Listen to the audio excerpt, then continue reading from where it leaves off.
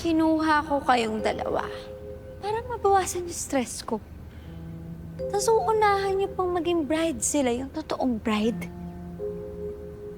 At least, we served our purpose. Hindi ka naging bridezilla. Learn when to shut up.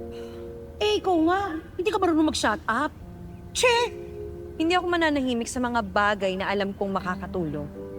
Pero ikaw, hindi ka nananahimik sa mga bagay na alam mong dapat manahimik ka. So shut up. You, shut up.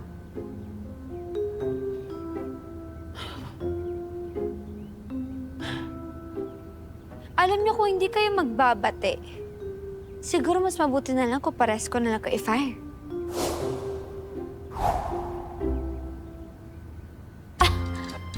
At hindi pa talaga kayo magbabate, ah. Okay, fine. Ako na yung magiging bigger person. Ay, wow! No. Ako na. Ako na yung magiging bigger person. Eh, ikaw na. Sige. Hindi na ako ma-offend sa mga suggestions mo. Pero, promise me na hindi na magiging nakaka-offend ang pagsasalita mo. Yung hindi nakaka-insulto. Sige, I apologize na din kung yun ang naging dating ng mga sinasabi ko. Gusto ko lang talaga makatulong. And Kiara is a friend.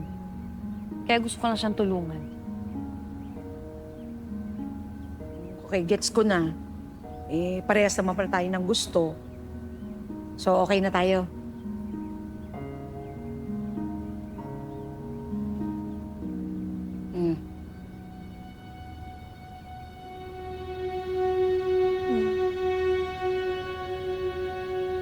Nice!